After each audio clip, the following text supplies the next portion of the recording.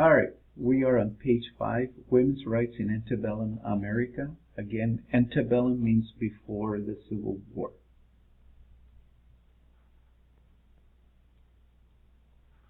Again, during this time period, we have industrialization and we have the rise of a middle class.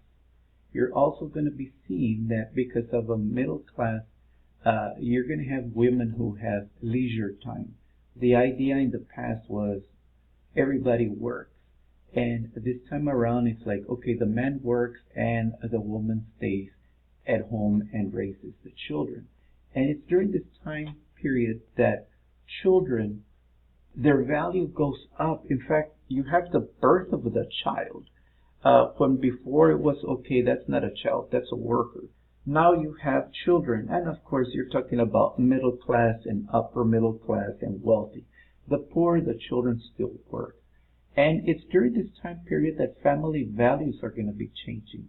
For the first time, well, not for the first time, but overall, men are going to be paying more attention to the children, more attention to their wives. Okay? There's a movement at this time, and it's known as the cult of domesticity. You have two different spheres. On one side, you have men. Their job is to go work. The women, to stay home. But men are always away from work, so it is a woman that ends up raising the children and passing on the morals to the children. And at this time, and for the most part even today, women are seen more moral leaders than men are. You're going to have a push for women's rights. Keep in mind that women, they're having less children, although you can't tell by this picture. But women, middle class, they're not doing the work at home because they are able to afford maids, servants to help them. Children are going to school, so they have time to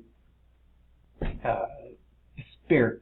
So you're going to be seeing that these women are going to be joining movements. And one of the first movements that they joined is abolitionist, anti-slavery. And they joined later on, and temperance movement and prison reform. And it doesn't matter who they help. Women are always treated wrong. They're always told to be quiet, know your place. So women are thinking, hey, look, we're helping everybody. How come we're not helping ourselves? So you're going to have a who's who of women as leaders at this time. And you see the birth of feminism, the idea of we want equality. So you're going to have, make sure that you read on the Grimke sisters, Lucretia Mott, Elizabeth Stanton. And they're going to be, again, campaigning for the idea of equality between men and women. They're going to be meeting in New York in Seneca Falls. And they're going to have what is known as the Seneca Falls Convention. And this is going to be the first women's rights convention. And they're going to draw up a document that is known as the Declaration of Sentiments. And pretty much it's an offshoot of the Declaration of Independence. You remember that in Declaration of Independence, all men are created equal.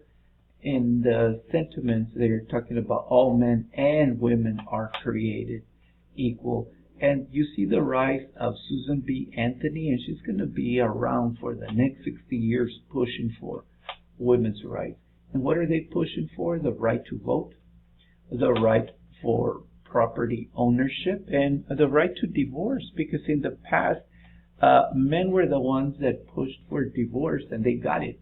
When a woman tried to get divorced, the judges would say, well, what did you do wrong? Go back to your husband.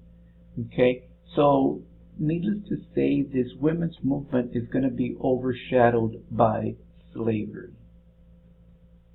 Right here you see Lucretia Mott.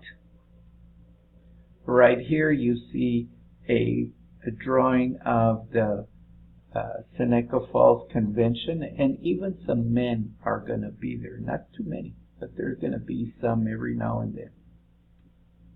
And right here, this is Susan B. Anthony. All right, that's the end of this.